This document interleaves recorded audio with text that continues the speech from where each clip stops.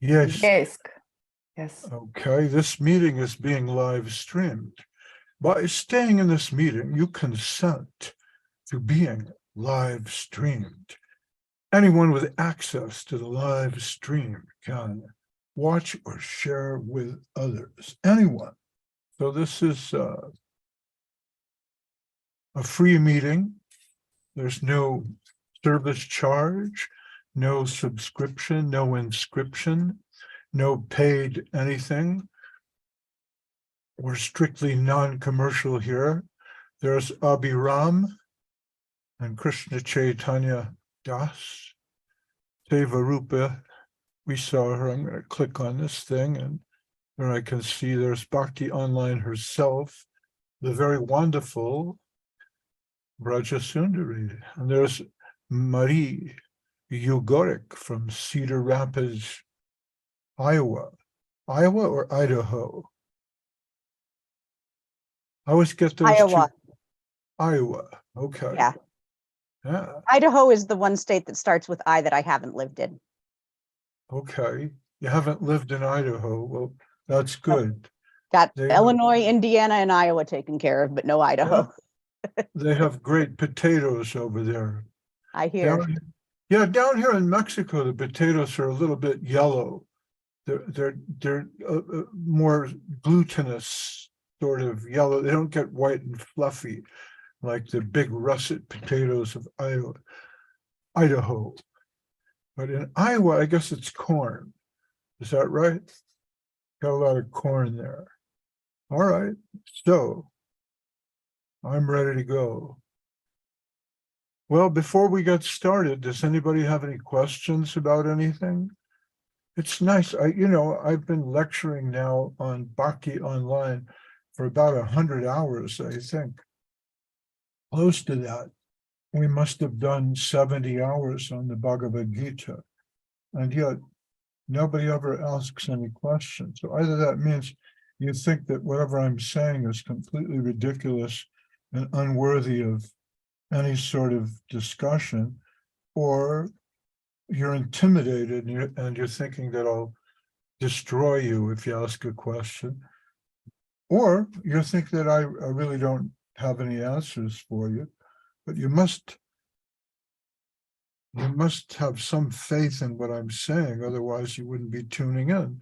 So let's take a question or two, and then we'll get started on our reading of our book, Positive and Progressive Immortality, the Prapanna Jivanamritam, and we'll give a very serious discussion on that. But I can hear you all chattering when I'm tuning in, when I'm starting my microphone and video, so you must have something to ask. This is your big opportunity. My name is Mahayogi. I was given that name by Srila Sridhar Maharaj, Bhakti Rakshak Sridhar Dev Goswami Maharaj, who was my guru. Today we'll talk a little bit about Sangha, the association of devotees. And I want to leave the discussion about guru until next week, because it's kind of a hot topic. Something in the chat here, Rasananda says, Dandavats Mahayogi Prabhu. Well, Dandavats to you, Rasananda Prabhu and Shochi. I hope you're feeling better. I heard you were not feeling well. So once again, any questions from anyone? Our broadcast is going out live to folks in Israel, South Africa, India, Thailand, I think, and here in Mexico, Spain, France, England, where they're preparing the coronation of their new king. Any questions, anybody? Going once? Going twice? Going 3 times. Okay. Well, I'm going to begin my reading then. This morning we're discussing the idea of Sangha. Last week we talked about faith, and we discovered that faith will teach us how to see beyond the superficial screen of this dull material world. You can only see so far with the use of reason. Reason is helpful up to a point. That point was made by Dante in his Divine Comedy, where his aide, Virgil, the ancient Roman poet, leads him through hell and then through purgatory. But when it comes to the higher plane of faith, Virgil, who represents reason, has no entry there. So faith alone will see us through to the highest domain. Now, my talk on the Bhagavad Gita was largely a justification of the ways of God to men, as Milton put it. But as Thomas Aquinas said, to one who has faith, no explanation is necessary. And to one without faith, no explanation is possible.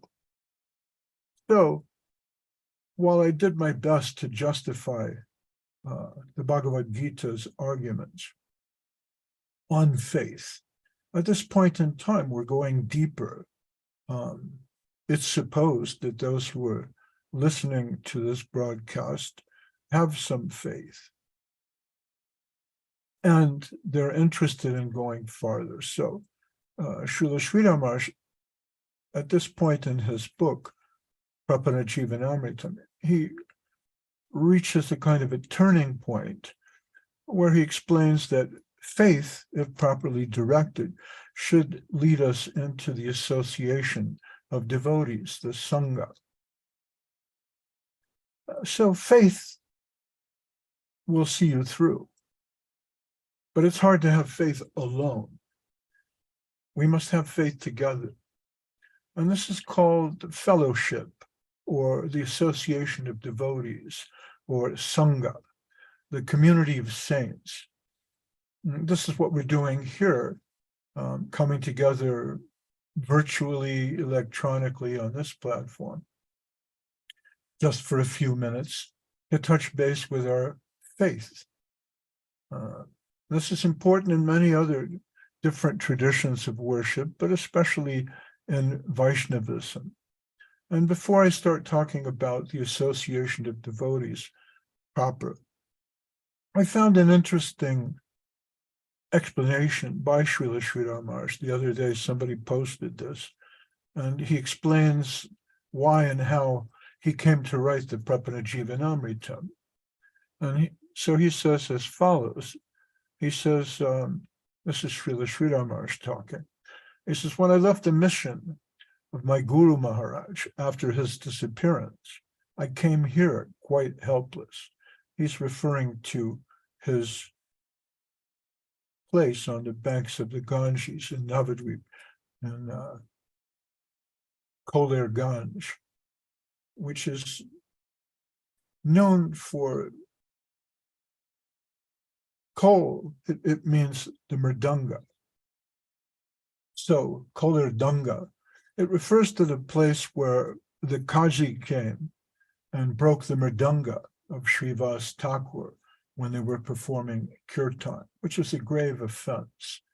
And so it's also known as the Aparad Bhanjanam, or the place where the most offensive can become released from their offenses and gain Krishna Bhakti and ultimately Krishna Prem. And near that place, of course, there's the Gauranga Setu. There's the bridge over the Ganges, which was built where Nityananda Prabhu forgave Jagai and Madai. Chaitanya Mahaprabhu is the emblem and avatar of forgiveness, but he could not forgive Jagai and Madai, not because they were drunks and intoxicated. He could not forgive them because they had offended against Nityananda Prabhu. But Nityananda Prabhu, being even more merciful than Sri Chaitanya, forgave Jagai and Mari, and not only forgave their sin, but blessed them with Krishna Bhakti, Krishna Prem, the highest kind of divine love. So Srila Sri Maharaj came there, feeling himself very fallen. He said, I came here quite helpless. I had to find my shelter. And so I began to search the books that I had, what I received from my Guru Maharaj. I began to research the references in the scriptures. This is a very interesting point. Sometimes people feel that after one is initiated by one's guru, one must spend a lifetime serving guru. But we find an example not only of Srila Prabhupada, Bhaktivedanta Swami, but also in the example of Srila Sridhar Maharaj and others, that it may not be necessary to spend a lifetime of service to Guru in a physical way. One may take within oneself the teachings of Guru Dev and try to dive deeper into those teachings and then apply them in one's life. And this may be done by consulting the scriptures. So this is something that Srila Sridhar Maharaj began to do. He said, I began to research the reference in the scriptures. I tried to dive deep to collect the very basis of real devotional life. So what is bhakti? What does it mean? What is divine love? How do we get there? Well, there are many different practices that we can follow. The observance of Nisringa Chaturdasi, for example, is mentioned by Chaitanya Mahaprabhu in his teachings to Sanatan Goswami. He tells Sanatan, write a book explaining the proper behavior of a Vaishnava, the proper practice, what to do and what not to do, the do's and don'ts. Of course, we don't eat meat because that's violence. One who practices violence in life can never be happy. Cleanliness, chastity, truthfulness, all these different values are very important. We avoid intoxication and gambling and promiscuous and illicit sex, not because we're forced to, not because these are rules and we have to follow the rules, but because if one lives an unregulated life, one cannot be happy. So Chaitanya Mahaprabhu instructs Sanatan Goswami, explain what is the proper life of a Vaishnava. Do that in the scriptures. And there's so many things, following Ekadashi, chanting the Hare Krishna mantra on japa beads, taking initiation from a bona fide guru, getting involved in deity worship. And when you practice the proper worship of the deities, you'll see there's so many different rules and regulations. These are found in the Pancharatra and later in the Hari Bhakti Vilas, which was ultimately written by Sanatana Goswami. But apart from all these different rules and regulations, what is the very basis of bhakti, the very essence? So Srila Sri Maharaj says here, I tried to dive deep to collect the very basis of real devotional life. I found that it is sharanagati, surrender. And wherever I found the verses recommending and relating to that, I tried my best to collect them and compile the nectar in the life of one who has fully surrendered himself to the feet of the divine Lord. That is called Prapanna Jivanamritam.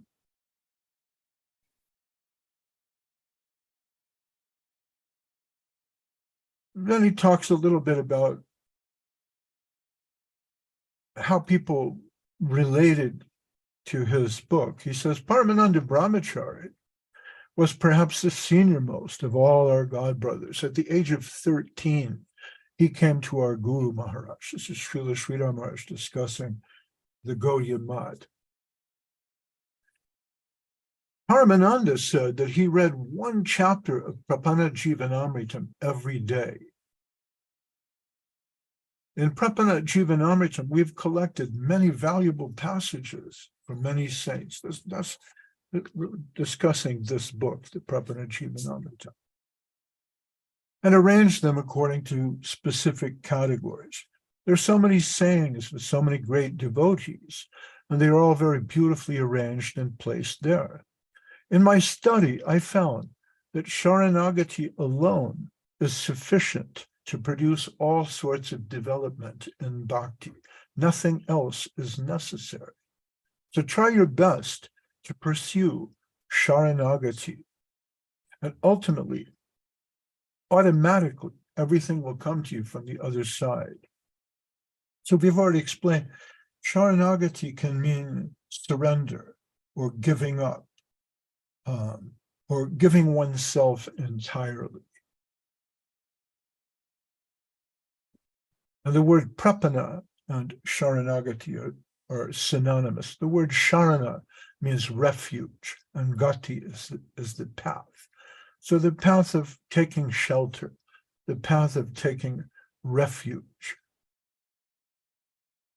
Nothing else is necessary, so try your best to pursue Sharanagati.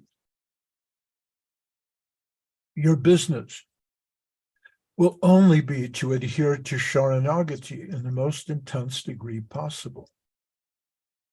We hear so many stories of the surrendered devotees. For example, the other day, we heard the story of Sripad Maharaj and his surrender. His father was a powerful demon who abused him.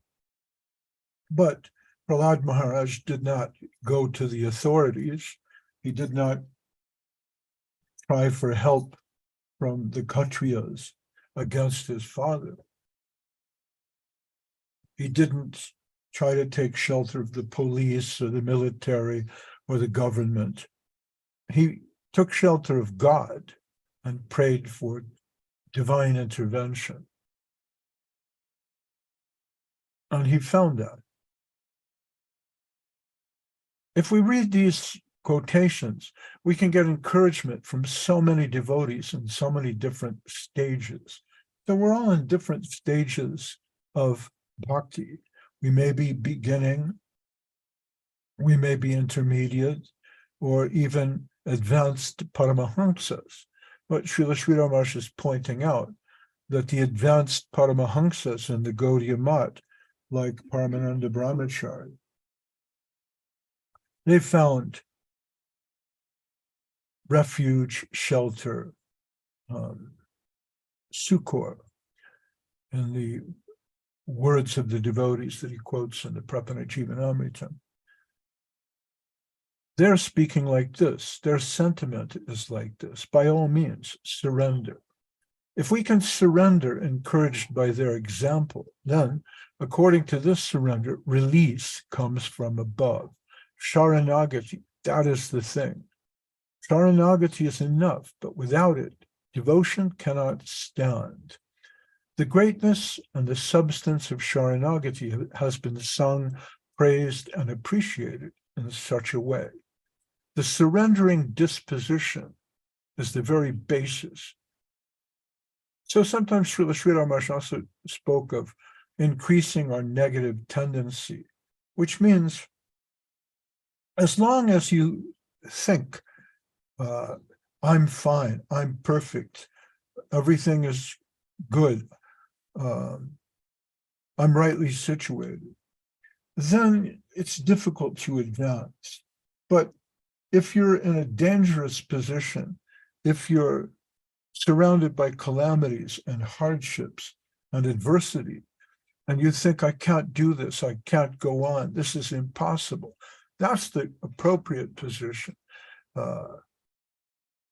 because there you can find surrender. So he says, I am for you. You may utilize me or you may neglect me. Still, I am yours. And this is also very important. We think, well, I prayed to God, but what has he done for me lately? Or how do I know that God exists? He doesn't reach out to me. So why should I try for him. But faith means that even in spite of bad treatment, even in spite of calamities, we know that I am for him and he is for me, and God may utilize me for his purpose, even if he neglects me, accepts me, rejects me. It doesn't matter.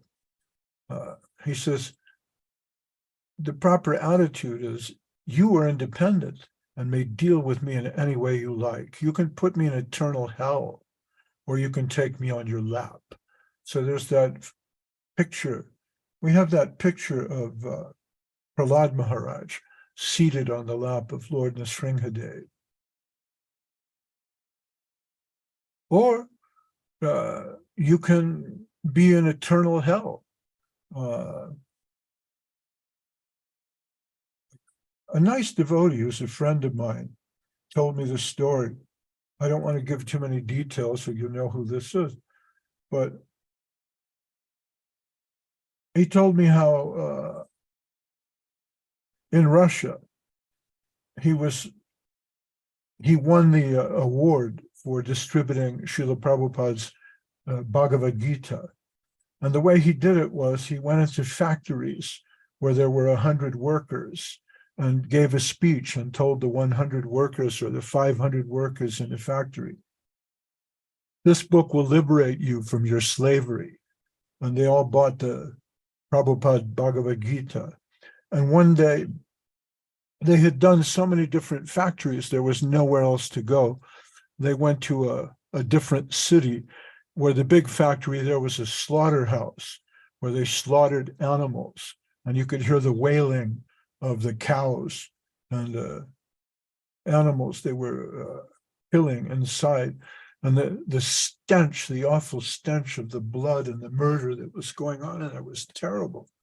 And he told the devotees, we're going to go in there and distribute. And they said, no, we can't. This place is polluted. This is hell. And the devotee said, it doesn't matter. If we go to hell for Krishna, it's worth it. And they went into that factory and distributed Bhagavad Gitas to the workers. And then after a couple of days, there came a knock on the door. They didn't have a temple. They had a small preaching center. And somebody knocked on the door. And they opened the door. And there were 3 guys there with leather jackets that looked like they were from the Russian mafia, who said,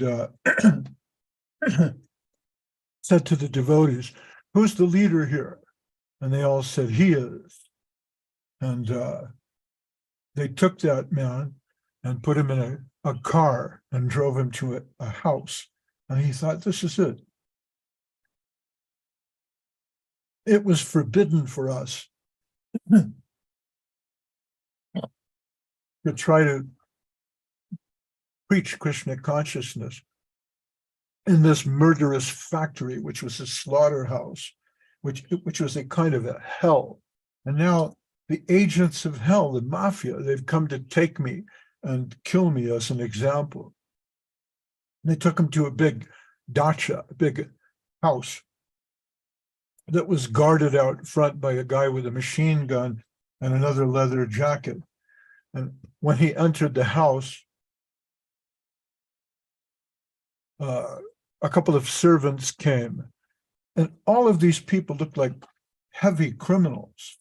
And they announced the arrival of this devotee. I don't want to say his name because maybe I'm not telling the story perfectly. Let's call him Ramdas. So the leader of that house came out and he saw Ramdas and he said, are you the leader of the local Hare Krishna center? And he was very frightened and paralyzed with fear and trembling. And he said, yes, I am. It's me. Do with me what you need to do. And the man got down on his knees before him and held up his hands in prayer. And he said, oh, then you are my guru. I accept you as my guru. And he said, what? He said, well, when I was in prison, I read your Bhagavad Gita. And he said, yes, but that's not my Bhagavad Gita. Doesn't matter. I read the Bhagavad Gita and it saved my life. You are my guru. And as it later turned out, that man was very wealthy on account of his criminal activities. And he wound up donating thousands and thousands of dollars to the Hare Krishna mission. So my friend went to preach in hell. It doesn't matter if we're in hell or if we're in heaven. We practice Sankirtan. If we go to hell in our next life and we can chant Hare Krishna and play the mridanga and kartals, then we're happy. So Srila Sridhar Maharaj is saying here, you're independent and may deal with me in any way you like. You can put me in eternal hell, or you can take me on your lap. You have every right over me. With such a heart, we must approach our Lord. That is noble. That is divine. We can find the highest degree of divinity in our self-effacement, our self-surrender. That is the real expression of the negative towards the positive. So the question becomes then, how do we cultivate this faith? How do we develop our faith? And in the search for Sri Krishna, Srila Sridhar Maharaj says, faith should be developed with the help of scriptures and saints. So you have the basic germ, or the seed, if you like, of faith. How do you cultivate that seed? You have to plant it in the right soil. You have to see to it that it gets some water, that it gets some light. So we get light from the saints. We get water to satisfy our thirst from the saints. So Srila Sridhar Maharaj says, faith should be developed with the help of scriptures and saints. They will help us understand that the spiritual world is real and this world is unreal. At that time, this material world will be night to us, and that will be day. So we open our book here on page 42.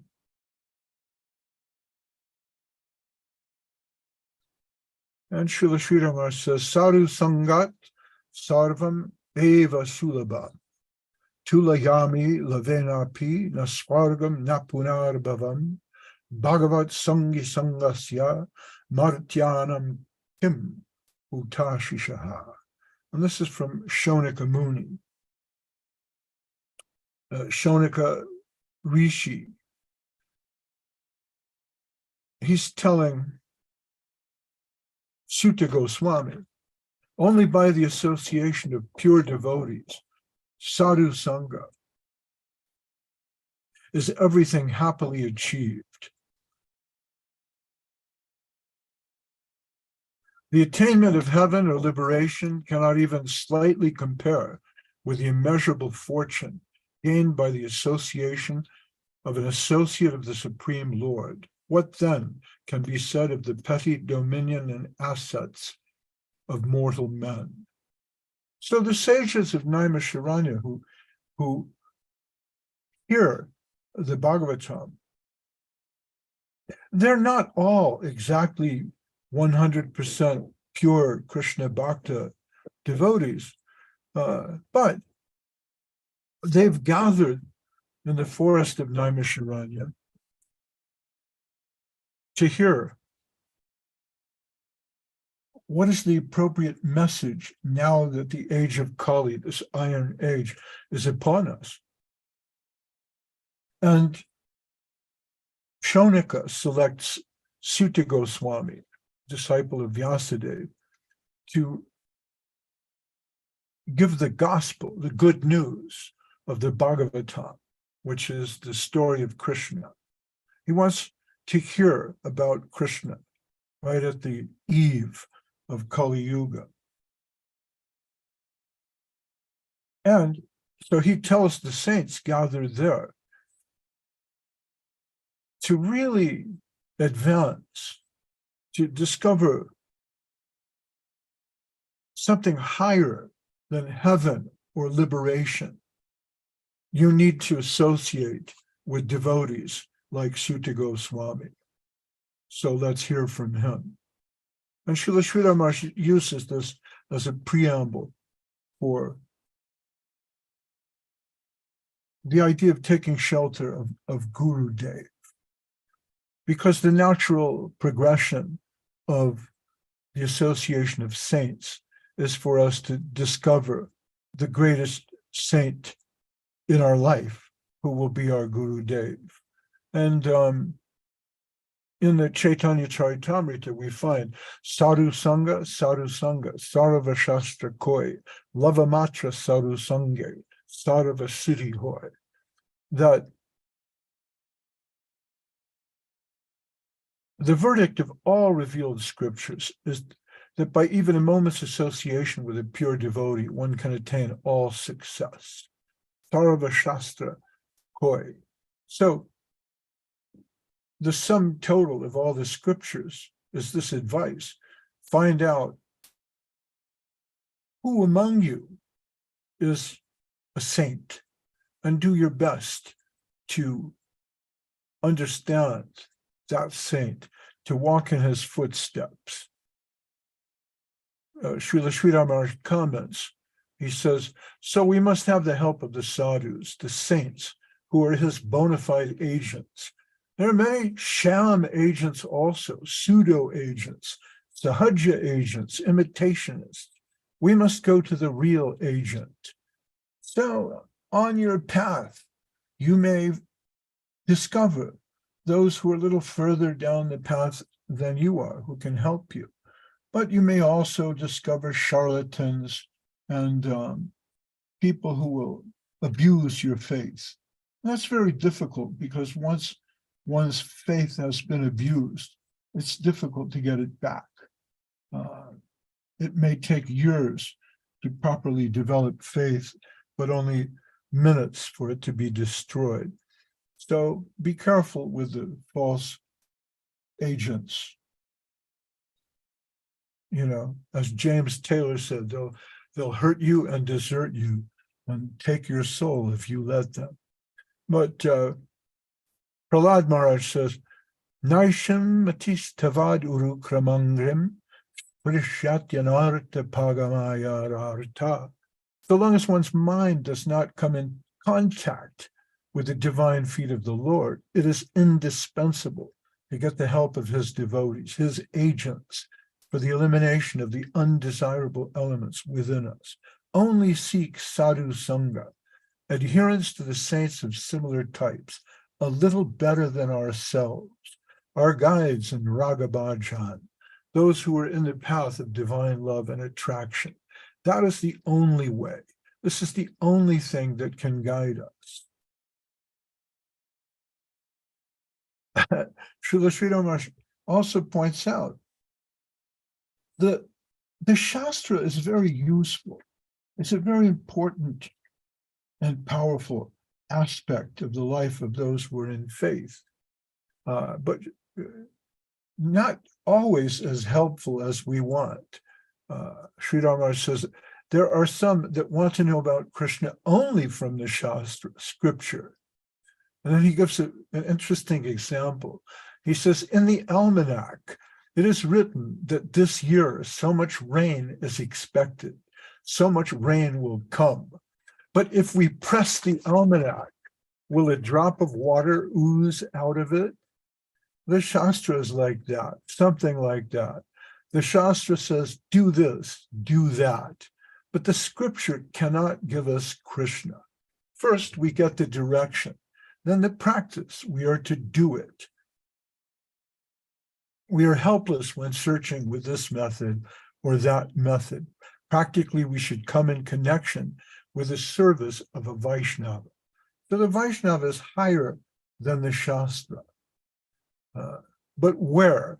Whom to serve? I can't come directly in connection with him. Who can I serve? So then again, there's the deity the form of the Lord. There's the deity, the Shastra. But Srila Sri Maharaj reminds us that in a sense, these are superficial. The real substance we find in a Vaishnava in his heart. Dharmasya tattvam nihitam guhayam. The Krishna conception, Krishna as he is, knowledge and love, we find that living in the heart of a true Vaishnava who directs all his activities towards him, towards his service. Now, there are different divisions of Vaishnavas. We've heard there are what we call Kanishta Adhikari. Adhikari means qualification. So one who has a beginning qualification, but more qualified than we are. For example, I'm learning to play a musical instrument right now because I work as a teacher, and they want me to teach the children how to play some music. Now, I'm a new learner on my instrument. I need a teacher. I'm trying to find somebody who can train me a bit. But I know enough music to teach the children. So when they come to me, they will think, oh, this is my teacher. He knows everything. He knows how to play that instrument, how to hold it, how to touch it with the hands, what sort of strategy to use to get the music to come out. He can read the notes. So yes, I can read some very simple music, and I can teach that to the children. But in that sense, I'm only a beginner guru for them. I can't give them everything they need. At some point, if they practice, they'll need a better teacher. But some teachers better than none. Srila Sri Maharaj continues his description of different devotees and the development of faith. He says, faith in the devotees, the Vaishnavas, grants us the most substantial help. Such a position is not flickering, but firm. Why is that? Because if you go to somebody who knows what it is, they won't hesitate to explain it to you. Srila Sri Maharaj knew Krishna. He knew Radhan Krishna. He knew the holy Dham. He knew Bhaktisiddhanta Saraswati Thakur. So he wouldn't hesitate to give as much of that as he could to you or to me. One who has faith in the Vaishnavas achieves devotion of a tangible character. So you can see it's real. What you're searching for, it is. It's not just some invented thing that you find in a book.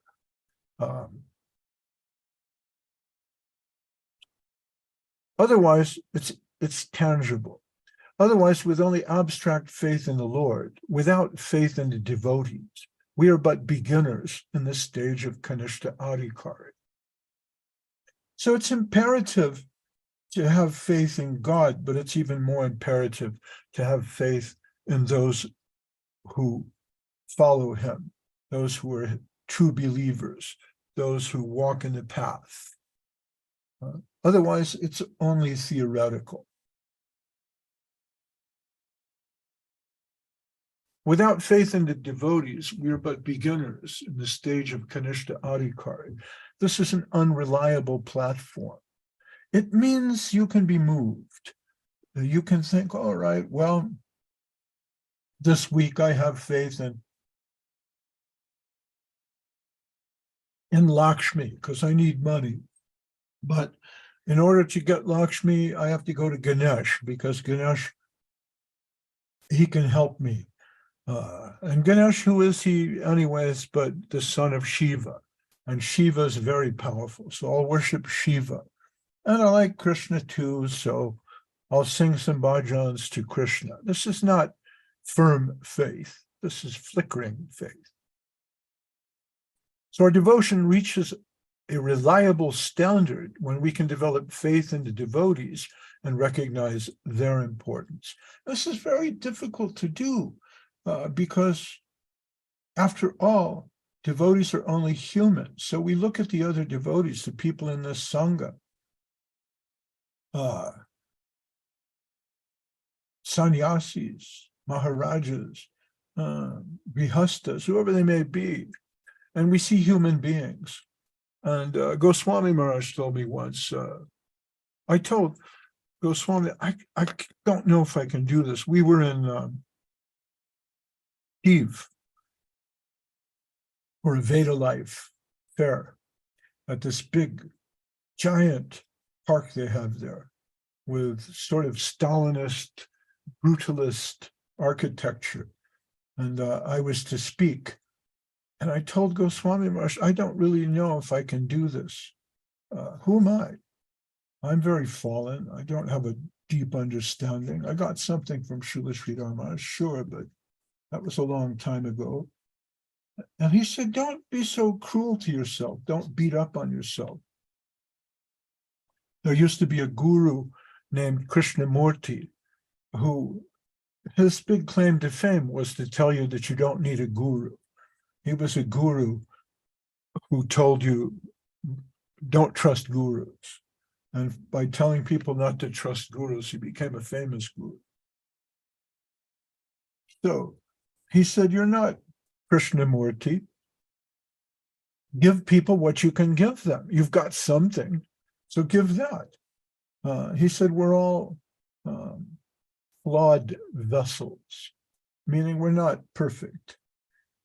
But the problem is we look at our friends and devotees who are more advanced than we are, and we think, why should I listen to him? Who's this person? They do this, they do that. They have bad habits. Bad habits in Sanskrit are anarthas. I've seen him do this, or I saw her do that. I saw mommy kissing Santa Claus, you know. She's not supposed to kiss Santa Claus. She's supposed to kiss daddy. So we're imperfect. But Jesus Christ said, before you tell someone else, oh, you have a mote of dust in your eye, pick the splinter out of your own eye. Let he who is without sin cast the first stone. We see some other devotee doing well, and we think, oh, that should be me. But this is envy. And we're told, take a humble position. If you see another devotee doing well, applaud him, share his glory, her glory. Be happy for them. So try to develop faith in the devotees and recognize their importance. That's when your devotion reaches a reliable standard. When you see other devotees and you think, yes,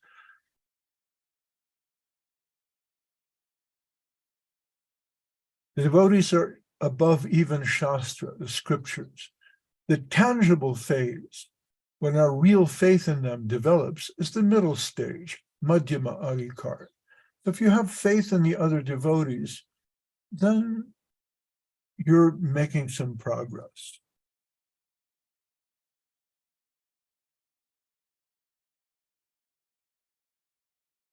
He says, the truth is animated in the Vaishnava even more than in the Vigraha, the deity, or the holy place, the Tirtha. This is why sometimes the word Tirtha is given to a high Vaishnava, like a sannyasi. Tirtha is a sannyas name. Everybody loves the name Swami and wants to be Swami this and Swami that, but Tirtha is also a sannyas name. You don't have to be Swami Tirtha or Tirtha Swami. It's enough to be Tirtha because the word Tirtha, it means a holy place of pilgrimage. And what happens in the holy places is that people go there on pilgrimage, but they kind of become like spiritual tourists.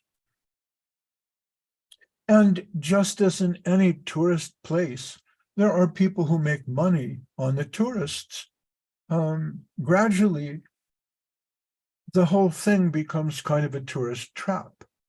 You can probably see this in other holy places in the world. For example, in Jerusalem, Bethlehem, places like that. There are people who make their living by selling holy items.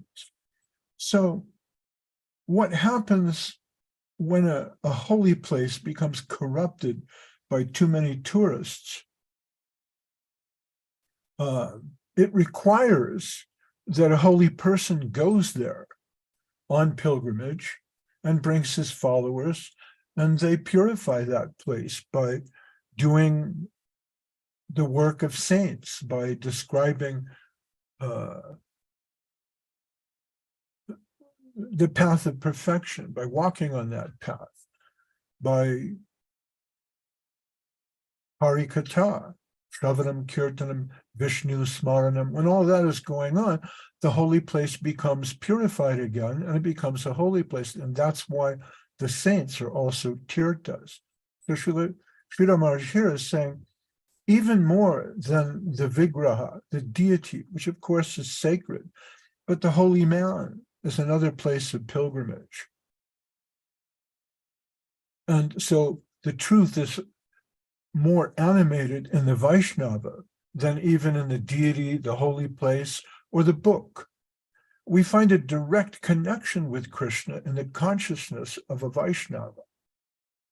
Once he was talking about Janmashtami, when Srila Sri Maharaj first came to the Mat, and he was asking the devotees, where is it that Krishna will appear at midnight? What is it exactly that we're watching for?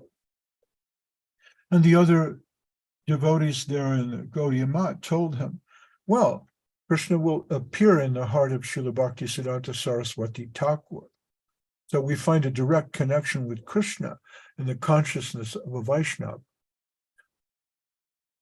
We find that which is regulating all his activities and withdrawing him from worldly attraction, guiding him towards some unknown and most desirable direction. So you may not understand that because you look at a Vaishnava and you see another ordinary human being, but Krishna is moving within his heart. Sri Chaitanya Mahaprabhu is moving within his heart. When Krishnadas Babaji Maharaj had to go to the doctor for some problem, the doctor put the stethoscope over his heart and listened.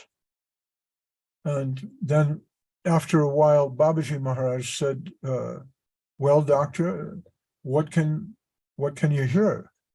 And the doctor said, I hear the mridanga and kartals of the kirtan of Sri Chaitanya Mahaprabhu and Nityananda Prabhu and Srivas Thakur in the heart of Babaji Maharaj. So we find a direct connection with Krishna in the consciousness of a Vaishnava. So try to connect with a Vaishnava, find out who is a Vaishnava, and see how the consciousness of Krishna is moving in his heart. The Lord is making him move in a particular direction that cannot be traced by any loss or gain of this world. So if you found Bhaktivedanta Swami Srila Prabhupada sitting on a bench on a tramp steamer called the SS Jaladoot in 1962, crossing the Atlantic in a storm, you would think, well, who is this strange little Indian man? And with his book, what is he trying to do here? And if you asked him about his project, that, okay, he had a trunk of books and he was going to do something in New York, you would advise him, no, go back to India.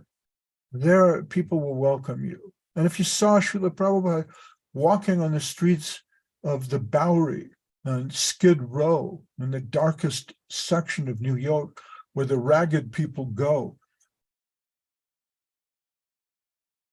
you would think, poor man, he should go back to India. What are you doing here? This doesn't make any sense. We don't understand your movements here.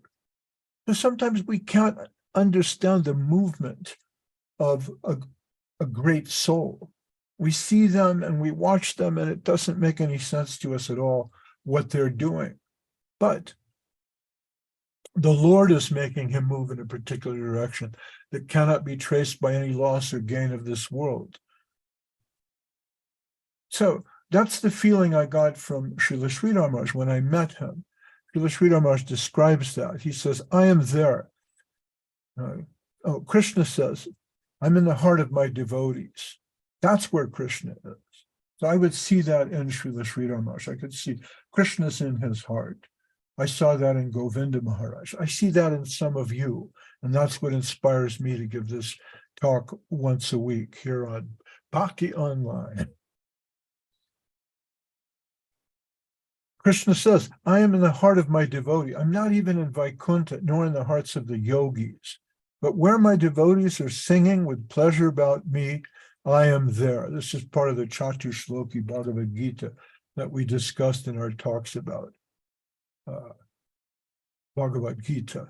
Marchita madgata prana bodhyanta parasparam katayantas chamam nityam tushanti charamanti cha. The thoughts of my pure devotees dwell in me. Their lives are fully devoted to my service, and they derive great satisfaction and bliss from always enlightening one another and conversing about me. So,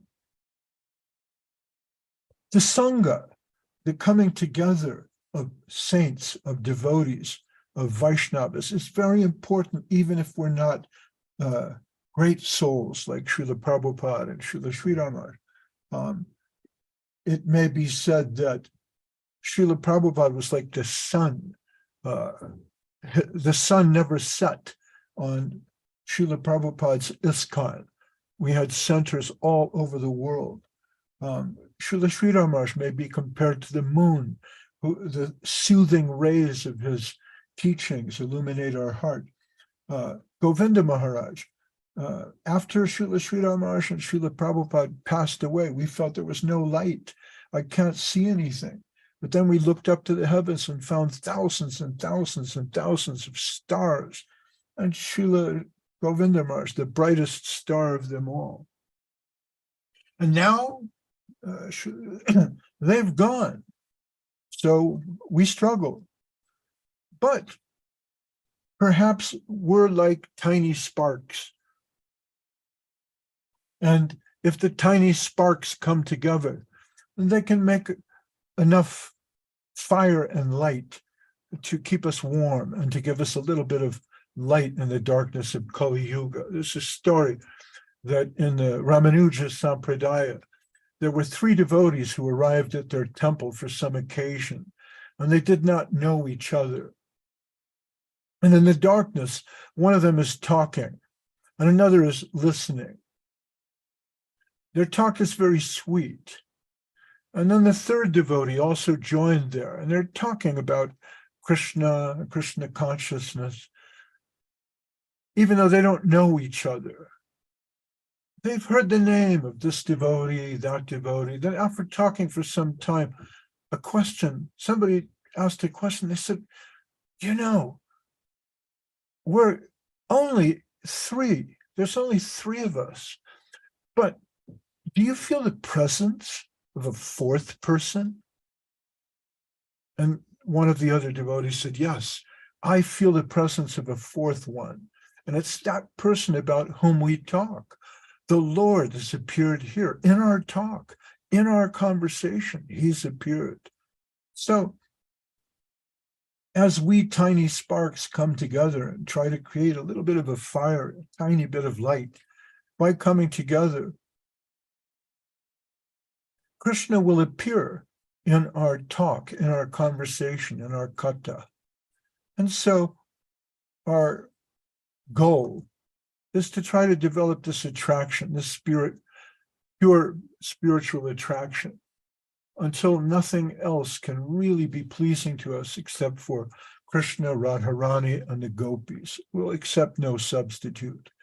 That is what's necessary for Krishna and his group to take possession of the innermost part of our hearts by the thought of his Leela, his name, and his paraphernalia. So Krishna tells Arjuna in the Bhagavad Gita, Manmana bhavamad bhakto, madhyaji mam namaskuru, mam evaishyasi satyam te pratijane priyo sime. He says, I promise you that at the very least, I won't deceive you. I say that I'm everything, and I won't deceive you. Manmana bhav, always remember me. Mad bhakto, be my devotee. Serve me. If you sacrifice anything, do it for me. Madhyaji mam namaskuru, or at least show respect for me. You are sure to enter into me, to come to me. Mame vaishyasi satyam te. You will come to me alone. This is the truth. Pratijane, I promise you. Priyo sime, you are my favorite. The truth is this, do everything for me, attend me, always think of me, and you're sure to come to me. So this is the inner meaning of this verse we're discussing this morning. Sadhu sangat sarvam eva sulabham, tulayami lavena api naswargam napunar bhavam, bhagavat sangi sangasya martyanam kim utashishaha. Only by the association of pure devotees, everything is happily achieved. The attainment of heaven or liberation cannot even slightly compare with the immeasurable fortune gained by the association of an associate of the Supreme Lord. Bhagavat Sangi Sangasya. It means the association of devotee of Krishna. What then can be said of the petty dominion and assets of mortal men? So that's our reading of the Prapanna Jivanamritam, Sadhu Sangha, or as Sri Chaitanya Mahaprabhu puts it, Sadhu Sangha, Sarva Shastre Koi, Lavamatra Sadhu Sangye, Sarva Siddhi Hoy. Try to get a moment's association with a great soul. That's my morning talk for today. Cinco de Mayo, May 5th, 2023. Thank you, Marie Ugorek. Thank you, Brajasundari. Thank you, Sevarupa Didi, Devidasi. Mahayogi Prabhu, sorry, we have a question in the chat box. Actually, we started to have it even in the beginning, but I didn't want to stop your speech. That's why. Sorry. The question from Sevarupa Didi.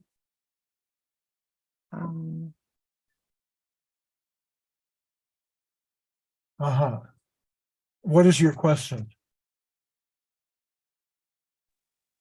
Dandavat pranams, Mahayogi, and dear devotees. Okay, in the I did try and type it out, but I think Marie was also giving me some guidance there. It was mainly about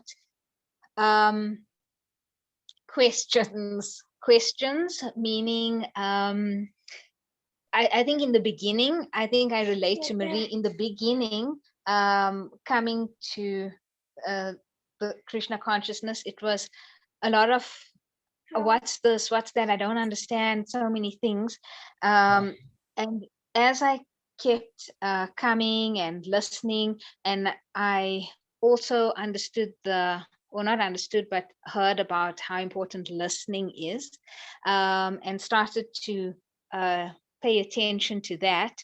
The questions also did become less, but there are some that pop up every now and then. And I also wanted to maybe understand how would I know if I'm just asking something from an analytical point of view, as opposed to something that might help me or others, if I'm trying to share on what I've come into contact with. Oh, I see. This is your comment here. Huh? Dandavat pranams, blah, blah, blah. I'd like to ask with regards to questioning and sort of faith. Well, questions arising within gradually diminishes my faith of surrender, acceptance increases. How do I steer clear from being analytical? How to recognize when analytical questions arise. Yeah, that I think I kind of understand your question. Uh-huh. Okay. Marie Ugoric makes comments, why, how, when, distress, faith, number of questions reduced. Well, that's a very salient point. How do you stop from being analytical? Well, I would put it like this. The great French philosopher Blaise Pascal once commented that faith has reasons that reason cannot know. I'm sure Ugoric would know that quote. If you don't, it's a good quote. Mathematician, philosopher Blaise Pascal, he invented algorithms in the 16th or 17th century that we still use. And when they found him after he had died, they found it sewn into his cloth. He had these little maxims. Faith has reasons that reason cannot know. So that's really the gist, I think, of my talk on faith, that proper faith should lead you into the proper association of others who have a deep kind of faith. Now, analysis tends to work against faith, which means the proper function of analysis is doubt, you see. So if you want to fix anything that's broken, right, from a computer to a wristwatch, you think, well, is it this? And then you eliminate. No, not that. Is it this? Not that. And by trial and error, you eliminate the potential problems that are not. And you come to understand, okay, this is the problem. And in Sanskrit, that's called neti neti. It means not this, not this. Descartes had a particular slant on that, where he wanted to understand what is truth, what is knowledge. And so he thought, well, what about what I learn in school? Is that knowledge? Not so much, because it changes. You know, the encyclopedias that were so popular when I was a boy are all out of style. Now we have Wikipedia. And now Wikipedia is out of style. You've got ChatGPT and, you know, artificial intelligence. So Descartes said, no, you know, that's kind of learning, maybe not. What about what I learned from travel? He says in his meditations. He says, well, the funny thing about travel is I do learn a lot by traveling, but in the end, I become a stranger in my own country. So not that. And in this way, Descartes went through and discarded everything he thought which could not be labeled knowledge by the process of not this, not this, not this. And then he said, well, the only thing I can really say for sure is that I am. And I know that because I think. So he discovered some relationship between his existence and his rational mind. But at some point, and I've thought about this question a lot, as you can see, at some point, the rational mind is useful for separating out garbage, what's completely useless. But in the higher realms of existential being, reason, it doesn't help us so much, because I am a soul reasoning And then with my reason, I want to discover the soul. It's something like going outside your house and looking into the window to see if you're there. You know, using your reason to try to discover the soul. It can't really be done. So you have to get in touch with others who have discovered their soul through the soul process of faith. Faith is the eye of the soul. We see the soul with faith. But you can find other faithful folks who also see the same thing. And they'll tell you, yeah, it's real. If you associate with people who are trapped in the cycle of reasoning, all they can tell you is, well, I don't know. The greatest thinkers on the Earth planet, from Sartre to Schopenhauer to Nietzsche to, whoever, Gilles Deleuze or whoever's around today, the best they can do, Noam Chomsky, the best they can do is say, well, I don't know. Why? Because they're busy with the reason. And so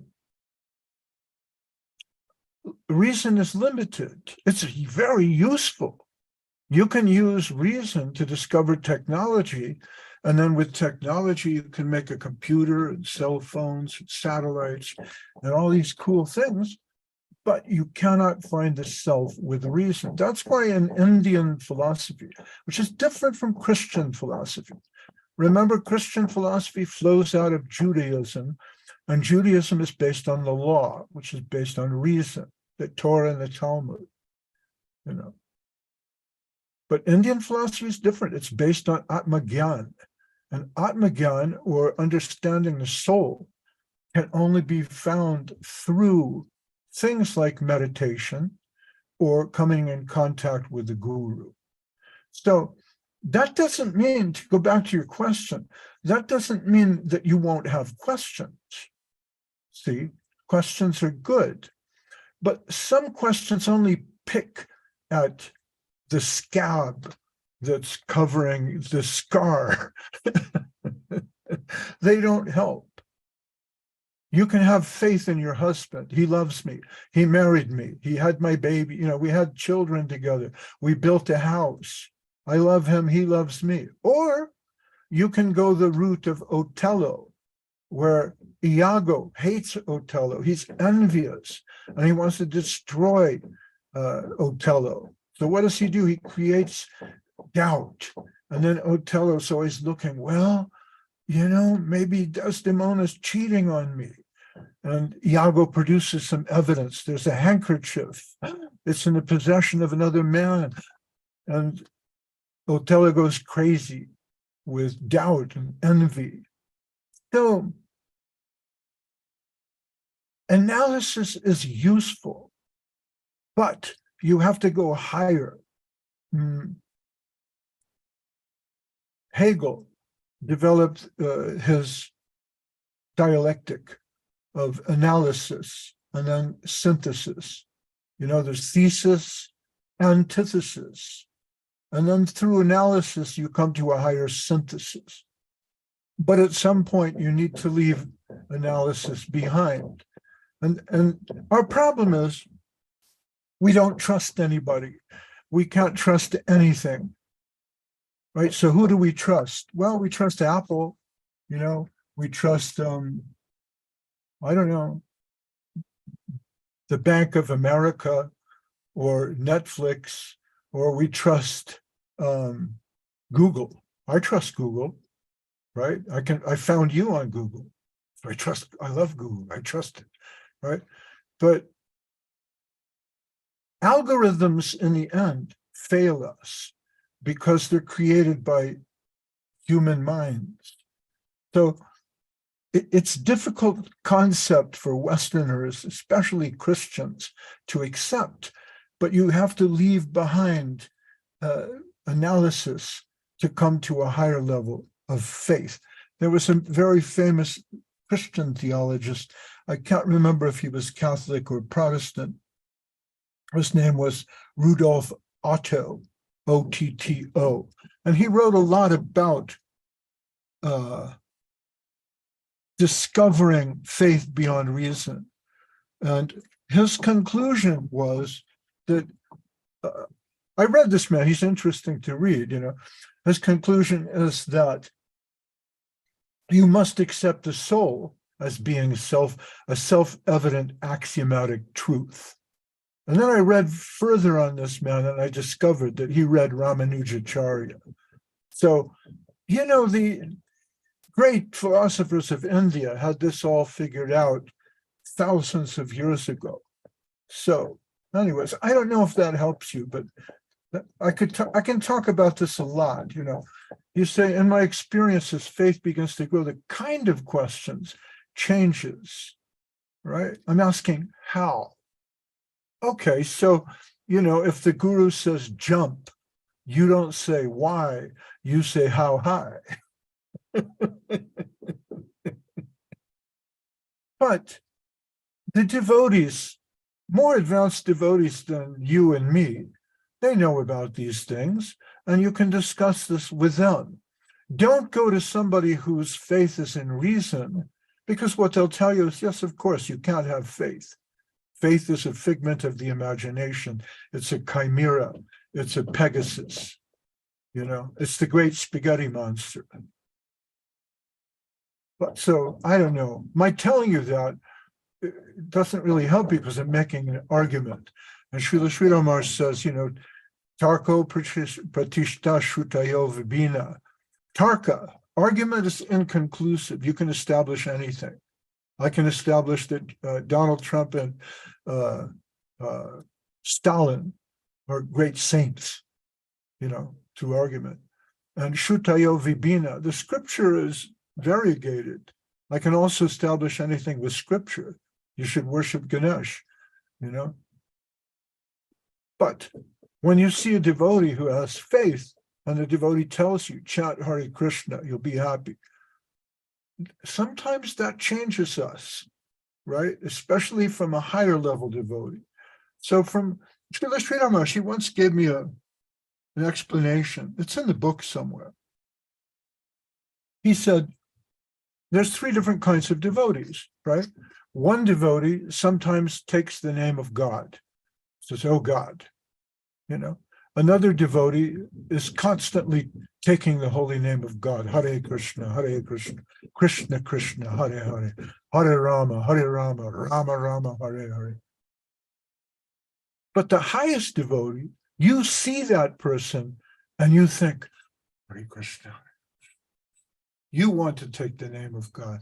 And I so love that explanation. It's so beautiful, because seeing Srila Sri Maharaj, to me, being in his company, it was like being with someone who has one foot in Vaikuntha, in Vrindavan. And he's really there, but he's taking some time to turn to you and tell you, yeah, the water's very good. It's nice and warm. I'm touching it now with my foot, and I'm telling you, it's good stuff. So we hope that you don't feel so distressed, but don't be afraid of asking questions. And thank you very much, Devarupa G.D. Devidasi. Thank you, Mahayogi. And I hope that satisfies the Wesleyan Christian tradition, where we view scripture through the lens of tradition.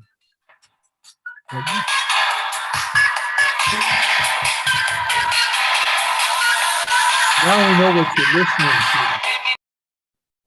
to. Okay. Was that Bhakti? Okay. That means it's time for me to go. Adios. Sayonara. Dos vidanya. See you later, alligator. Bye-bye. Hare Krishna. Bhakti Vrinda ki jai. Ugorek ki jai. Vrajasundari ki jai. Sevarupa Didi Devi Dasi ki jai. Rasananda and Sochi ki jai. Kirtita Didi Devi Dasi ki jai. Oli, oli, oli. Aisk. Esk. Yisk. Vasudev, Nadia Priya, Narayana, Nadia Devidasi Patin Ratin Krishna and Abhiram and Krishna Chaitanya Das. Thank you all so much for joining us. We'll see you all soon. Adios. Jai Mahayogi Prabhu ki Jai. Haribol. Hare Bol. Hare Krishna. Thank you very much, dear devotees. Please accept our obeisances. Bye-bye. See you next week. Спасибо большое, дорогие преданные. Примите наши поклоны. До свидания. Увидимся на следующей неделе. Харе Кришна.